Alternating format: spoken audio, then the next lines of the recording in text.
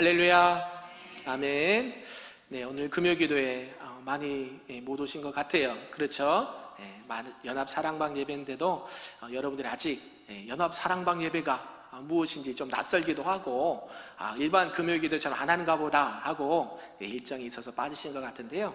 연합 사랑방 예배는 마지막 한 학기를 마무리하면서 하나님께서 주신 은혜를 기억하고 우리 순장님들과 또 순원들을 위해서 기도하고 격려하는 시간입니다.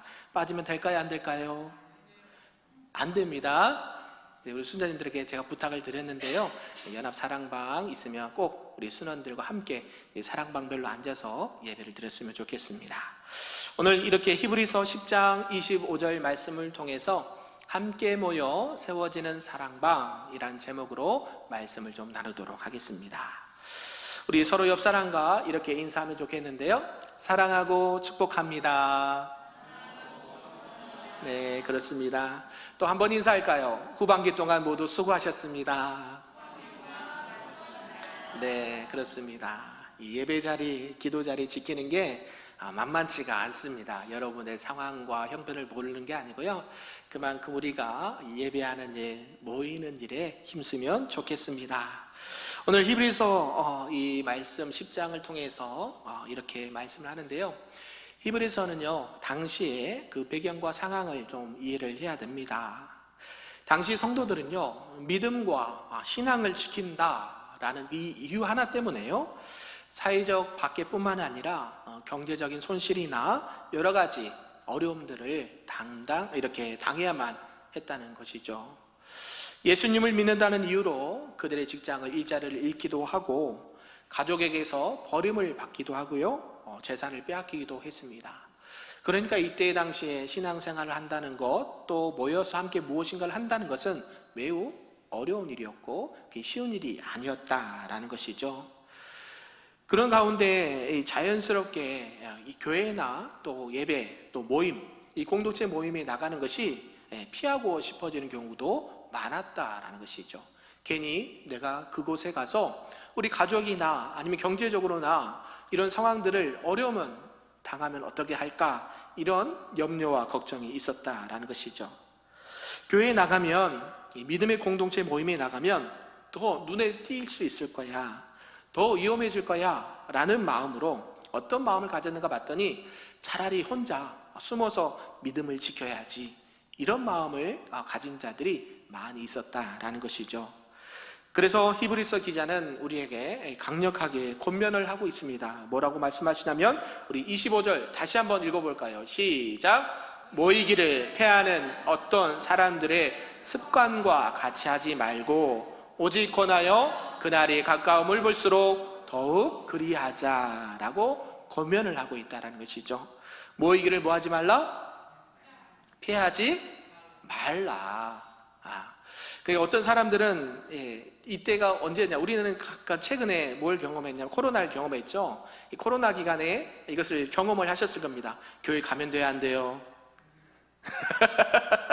네, 안 돼요. 그때는 못 오셨죠. 예, 그렇습니다. 국가적으로도 통제를 했고, 직장이나 일자리에서도 통제를 했습니다. 혹여나 어려움을 당하면 안 됐고요. 그래서 제가 전에 섬기던 교회에서는요, 목사님이 먼저 앞장서서 무슨 소리냐, 현장 예배를 지켜야 된다 라고 강하게 말씀하셨고, 초반에 뭘 썼어요, 우리? 마스크를 썼어요. 그런데 일부러 목사님은 마스크를 안 쓰셨어요. 안 써가지고 제 1번에 이렇게 코로나에 걸리셔서 전수조사라 그러죠. 거기 주차장에 보건소에 와서 그 주일날 예배드렸던 모든 성도님들, 어린아이부터 어린아이까지 다 이 코를 쑤셔가면서 이렇게 검사를 했던 경험이 있습니다. 그래도 모여야 될까요? 안 모여야 될까요? 이제 말하기가 좀 곤란해지죠. 아유, 목사님 마스크 안 써가지고 왜 이렇게 됐을까? 아이들 막 울면서 이거 코 쑤시니까 아프잖아요. 장애인들도 있었는데, 장애인들도요, 부모님이 와서 이게 웬 고생이냐, 이렇게 할 정도로 했습니다. 그러면 교회 모여야 될까요? 안 모여야 될까요? 정확하게 얘기하셔야 됩니다. 모여야 돼요.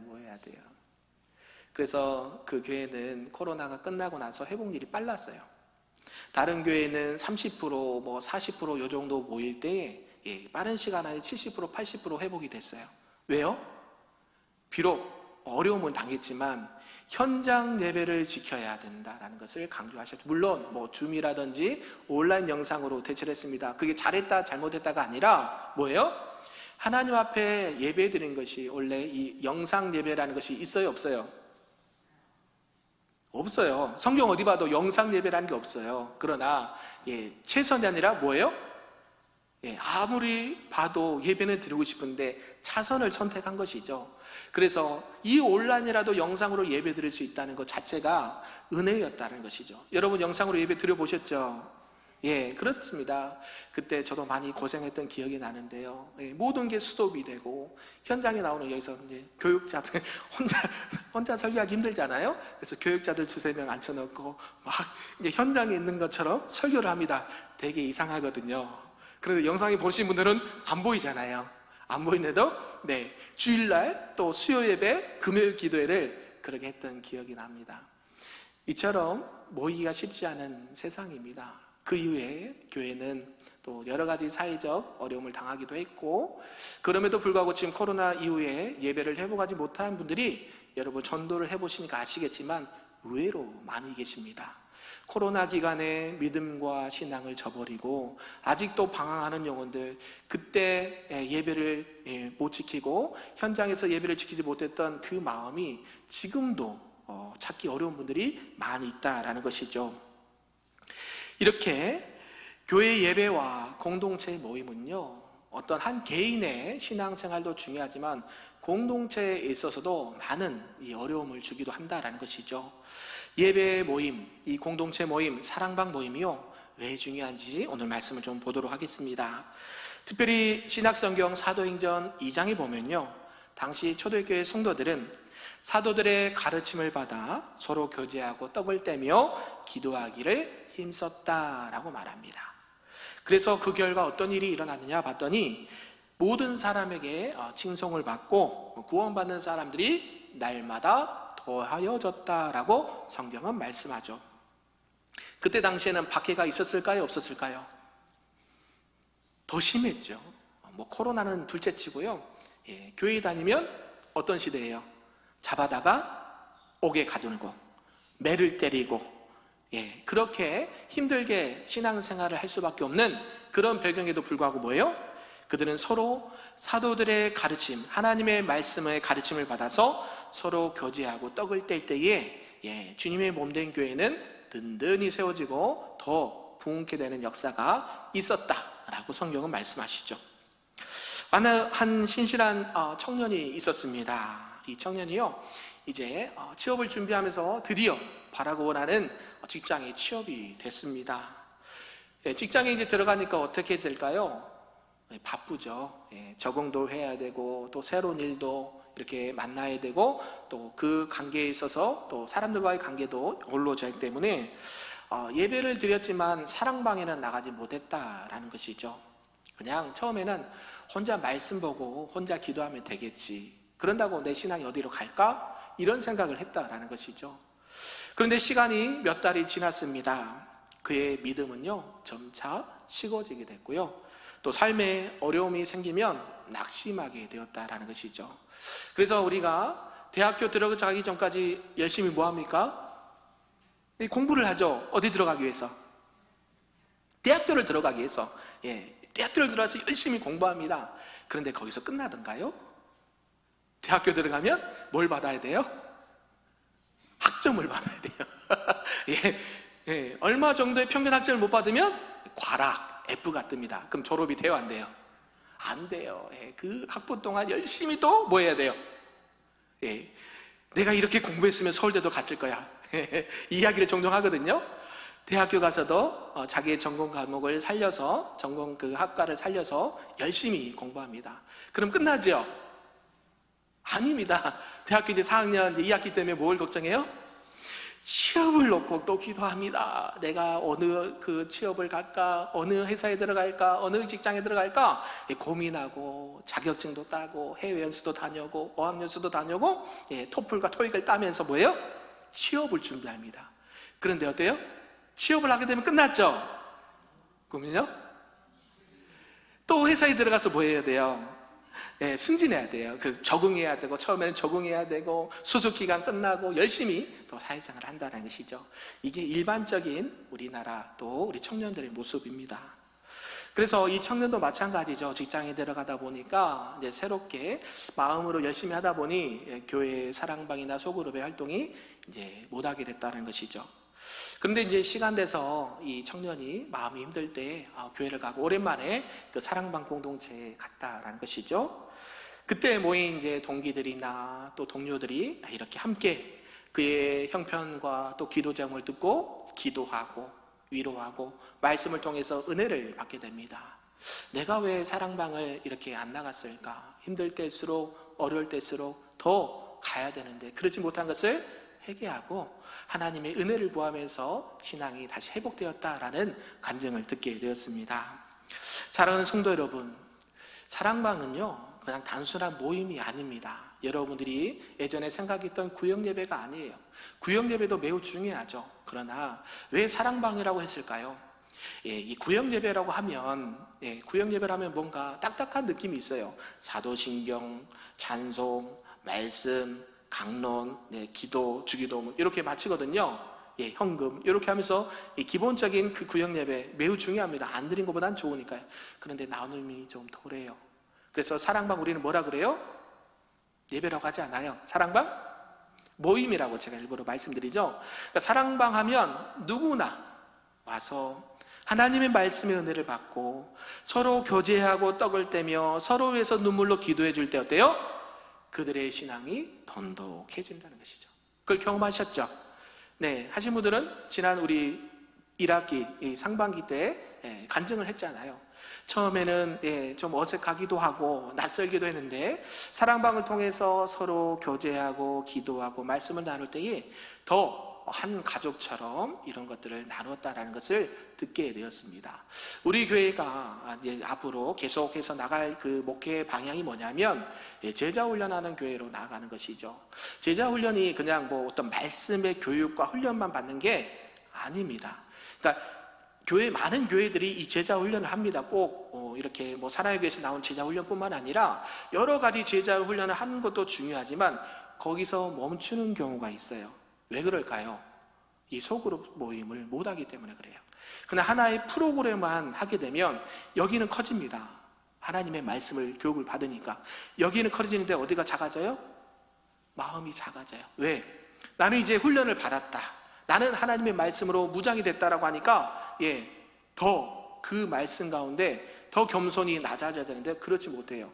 저 사람은 왜 저렇게 신앙생활을 할까? 정죄하게 되고 비판하게 되고 또 다른 연약한 자를 이렇게 하대하는 경우도 생긴다는 것이죠. 그래서 이 사랑방이 건강한 교회가 행복한 교회라는 것이죠. 믿으십니까? 여러분들에게 그래서 계속해서 이 사랑방을 하셔야 된다, 모이셔야 된다, 우리 순장님들 같이 우리 수녀들과 함께 하셔야 된다라고 귀에 딱지가 안 치도록 말씀을 드렸을 거예요. 그렇죠? 안 그런가요? 그렇단 말이죠. 왜요? 이 사랑방을 통해서 하나님의 크신 위로와 치유와 회복을 경험하기 때문에 그래요. 오늘 말씀도 마찬가지죠. 이 사랑방은 믿음을 붙들고 또 교회를 세우고 하나님의 사랑을 경험하는 자리가 바로 사랑방이다 라는 것을 말씀을 하고 있습니다. 오늘 그 말씀의 주제처럼 사랑방은 첫 번째로 믿음을 지키는 자리다 라는 것이죠. 믿음은요 혼자 있을 때 약해집니다. 우리 예전에 아궁이에 뭘 뗐습니까? 아궁이에 뭘 뗐어요? 불을 뗐어요. 불을 뗐는데 처음에 불쏘시개로 불을 막 지피다가 어때요? 그 장작을 다 넣습니다. 그런데 그 장작이 활활 타오르는데 하나만 쏙 빼서 있어 보세요. 오래 가던가요? 금방 꺼지던가요? 금방 꺼지죠. 마찬가지예요. 내가 믿음이 좋아서 교회를 떠나서 나는 뭐 세상이 두 쪽 나도 혼자 신앙생활을 잘할 수 있어, 교회 안 다녀도 열심히 신앙생활할 수 있어 하신 분들은 건강한 믿음이 안 되는 거예요. 함께 어렵지만 모여서 기도하고 예배하고 찬양할 때에 그 안에서 나오는 하나님의 은혜가 충만하다라는 것이죠. 아무리 그가 강한 자라 해도 세상 속에서 홀로 신앙을 지키고 믿음을 지키기에는 어느새 마음이 식고 믿음이 흔들리기 시작한다라는 것이죠. 그래서 우리 하나님은 우리를 무엇으로 부르셨느냐 봤더니 공동체로 부르셨어요. 뭐로 부르셨다고요? 공동체. 한 사람 한 사람이 모여서 우리 큰빛교회 공동체를 부르신 것처럼 한 사람 한 사람을 세워서 우리 사랑방으로 모이게 했다는 것이죠. 믿으십니까? 히브리서 기자가 모이기를 패하지 말라 한 이유도 마찬가지입니다. 그냥 단순히 모임을 강조하기 위해서 한 것이 아닙니다. 당시 성도들은 여러 가지 박해와 두려움 때문에 이런 모임을 포기하려고 하는 유혹을 많이 받았다라는 것이죠. 그런데 믿음이라는 것은 이 공동체 안에서 서로를 격려하고 서로를 권면할 때에 더 잘하게 된다라는 사실입니다. 사도행전 20장 31절에 보면 이렇게 말씀하는데요. 그러므로 여러분이 일깨어 내가 3년이나 밤낮 쉬지 않고 눈물로 각 사람을 훈계하던 것을 기억하라 라고 말씀합니다.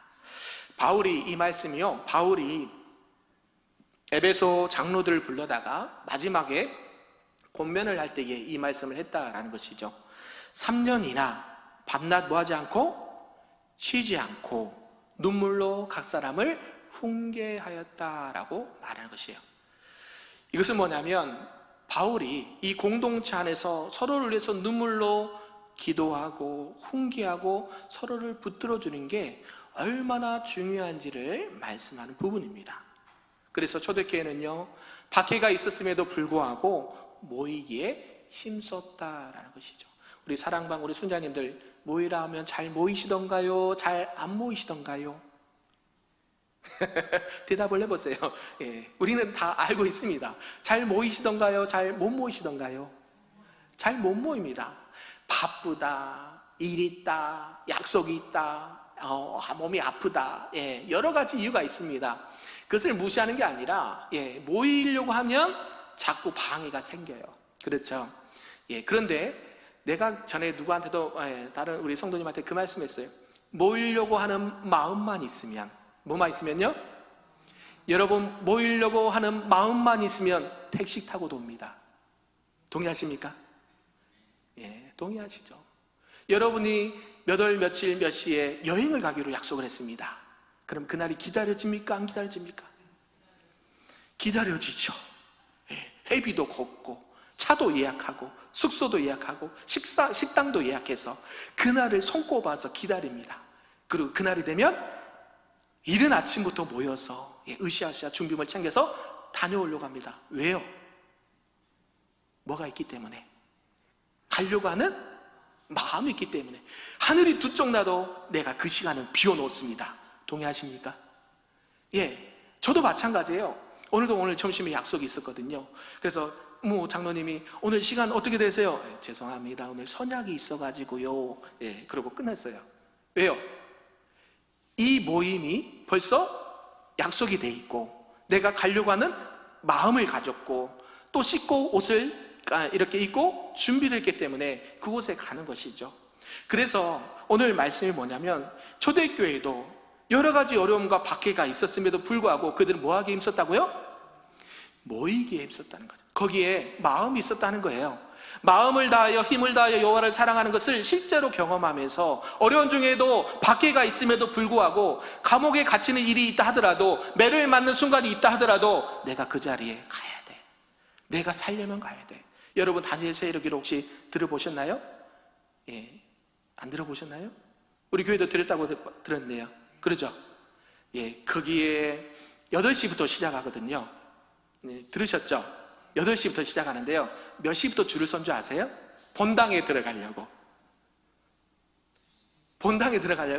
3시, 4시부터 줄을 섭니다. 예전에는 자리를 맡아둬서 가방 씩 던져놓고 여기는 우리 자리 이렇게 해서 그것 때문에 많이 분란이 있었어요. 그래서 아예 문을 딱 잠급니다. 본당 문을 잠가서 4시에 문 엽니다. 그래요. 그러면 4시부터 줄을 섭니다. 그래가지고 어때요? 줄이 장난이 아니죠. 그 본당 2,500석이거든요. 거기 들어가려고 거의 3시부터 점심 먹고 딱 와서 딱 앞절부터 줄을 섭니다. 그래가지고 4시가 되면 들어가요. 그럼 몇 시간 기다려야 돼요? 예, 본당 맨 앞자리 여기 금자리, 은자리, 동자리잖아요.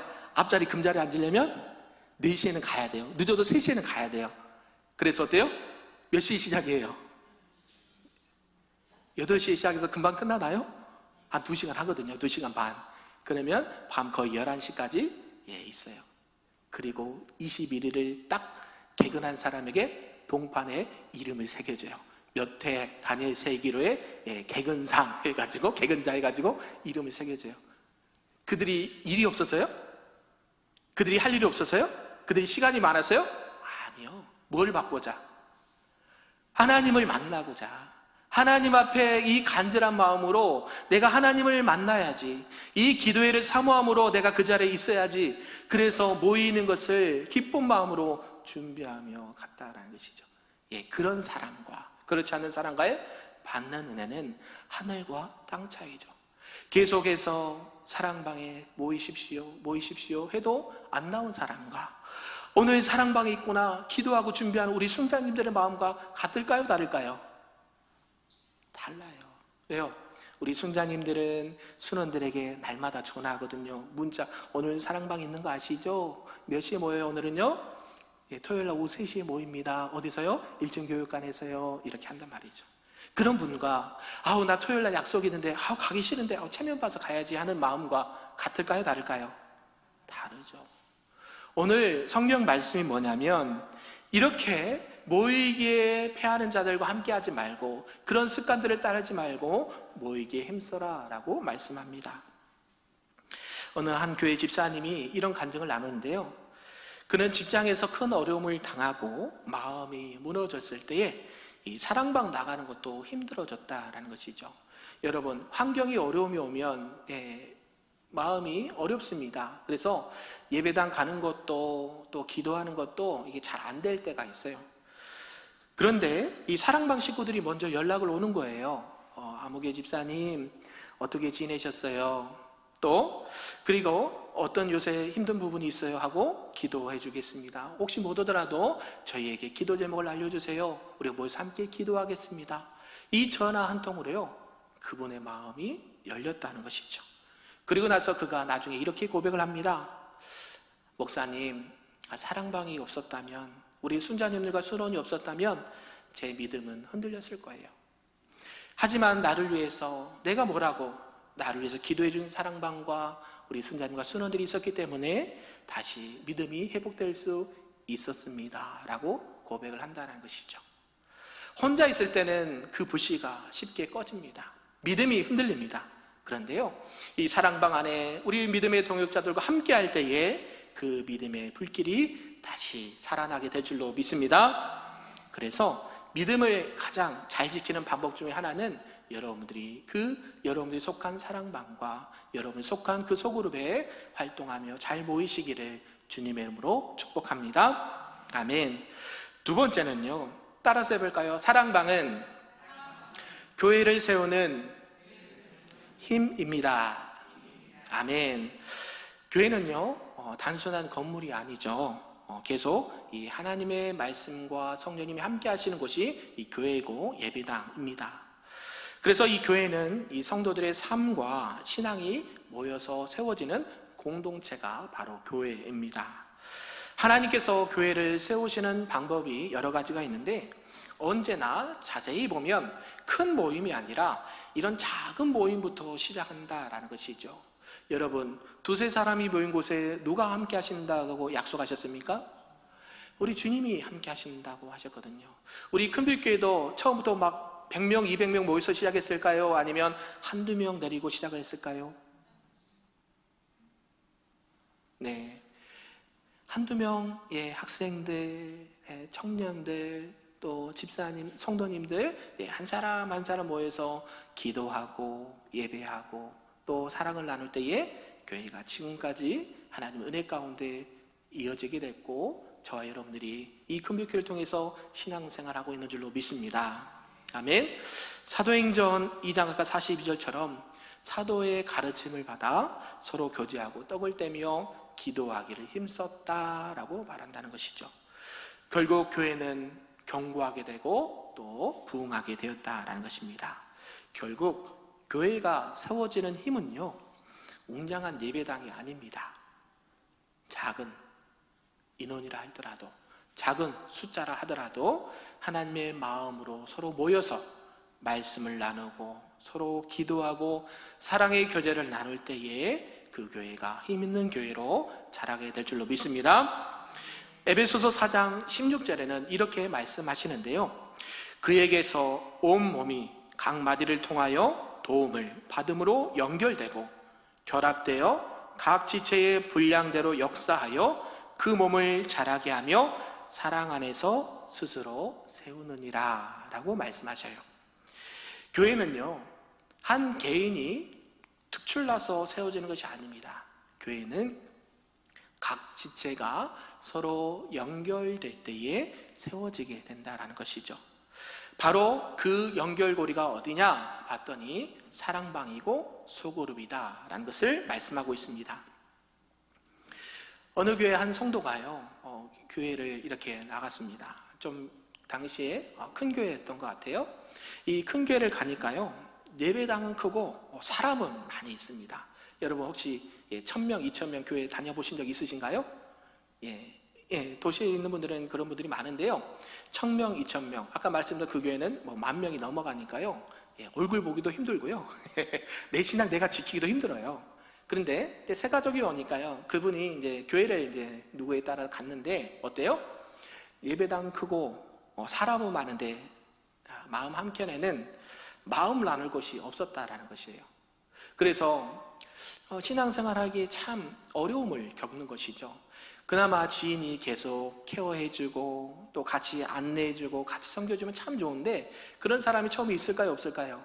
없죠. 그러니까 믿음이 있는 사람은 좀 덜한데 믿음이 없는 자들은요, 혼자 신앙생활하기가 매우 어렵습니다. 특히 우리 자녀들, 학생들 보면 부모님은 안 다니는데 혼자 교회 나온 애들 칭찬해주고 업어줘야 돼요. 아멘이신가요? 그런 애들 신앙생활 하기가 진짜 어려워요. 그래서 어때요? 우리 선생님들이 부모 역할도 해주고 때로는 친구 역할도 해주고 때로는 선생님 역할도 해주면서 그들이 교회 안에 잘 적응하고 믿음과 신앙이 자라도록 권면해 준다는 것이죠. 우리 교회도 새가족부가 있습니다. 새가족들이 오면요, 아유 잘 오셨어요, 어떻게 지내셨어요, 그동안 보고 싶었어요, 만나고 싶었어요, 잘 이렇게 권면을 한다는 것이죠. 그렇게 하시죠? 네, 우리 교회도 그렇게 하고 있습니다만 아직까지 부족한 부분이 많이 있어요.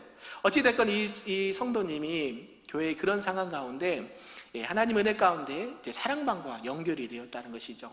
사랑방은 많이 모이는 게 아니라 많아야 12명, 많아야 12명, 5명, 10명 그 사이에 모이니까요. 이제 거기 들어가면 뭘 나눌까요? 자신을 소개하고 또 믿음과 신앙을 나누고 함께 자신의 기도 제목을 나눈다라는 것이죠. 그러면 어떤 마음이 들까요? 어떤 마음이 드냐면 나도 이 교회 안에 한 일원이 됐구나라는 걸 느낀다는 거예요.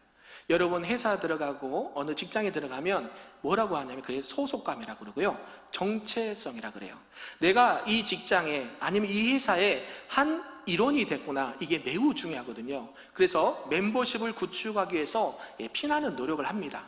그렇게 하지 않으면 살아남을 수가 없기 때문에 그래요. 교회도 마찬가지죠. 그냥 혼자 교회 딱 데려놓으면 그가 스스로 신앙이 자라는 게 아니에요. 물론 하나님께서 정권적으로 그에게 은혜를 베푸시지만 어때요? 옆에 돕는 자들이 있어야 되고 기도해 주는 자들이 있어야 그의 신앙이 자라나게 되고 또 하나님 안에서 함께 교제하고 나간다는 것이죠. 나도 이 큰빛교회의 성도가 되었구나, 나도 지금 이 큰빛교회의 한 가족이 됐구나를 경험한다는 것이죠. 그러면 영적으로나 또 심적으로 안정감을 찾게 됩니다. 그래서 사랑방은요, 교회를 든든히 세우는 힘이 되는 거예요. 믿으십니까? 그래서 여러분들에게 계속 모이셔야 됩니다. 연락하셔야 됩니다. 권면하시고 기도하라는 그 이유가 거기 있다는 거예요. 그냥 주일날 단예배 때 몇 명 출석했습니다, 몇 명 더 왔습니다, 이것도 중요하지만 여러분들이 각자 속한 그 사랑방에 새 가족들이 오면 가족처럼 따뜻하게 맞아주고 여러분들이 말씀과 기도를 해줘야 그들의 믿음이 자라난다는 거예요. 아멘이신가요? 우리 교회가 내년부터는 더 이 하나님의 사랑과 교제를 나눌 수 있기를 소망합니다. 그래서 교회는 이 사랑방과 소그룹을 통해서 세워지게 된다라는 것이에요. 교회를 견고하게 세우는 은혜의 통로가 사랑방이 될 때에 이 교회는 더욱 건강하게 자라나고 하나님의 역사가 더 충만하게 일어나게 될 줄로 믿습니다. 우리 금빛교회가 그런 행복하고 건강한 교회 될 수 있기를 주님의 이름으로 축복합니다. 아멘. 마지막 세 번째는요, 한번 따라서 해볼까요? 사랑방은 사랑을 실천하는 공간입니다. 아멘. 네, 교회가 이제 교회답게 건강하게 세워지는 힘이 있는데요, 그게 바로 사랑이라는 거. 사랑. 너무 많이 들으셨죠? 사랑합니다, 축복합니다. 그냥 피상적인 말 말고요, 함께 모여서 예배드리고 말씀을 배우고 기도하는 것도 중요한데, 그것이 실제 삶 속에서 사랑으로 드러날 때에 교회는 세상의 빛과 소금으로 역할을 감당한다라는 사실입니다. 사랑방은요, 바로 그 사랑을 실천하는 가장 실제적인 공간이 된다라는 것이에요. 그래서 건강한 교회, 행복한 교회, 또 제자 훈련과 여러분들이 예수 그리스도의 온전한 제자로 세워지는 교회는요, 훈련만 잘 받는다고 되는 게 아니에요.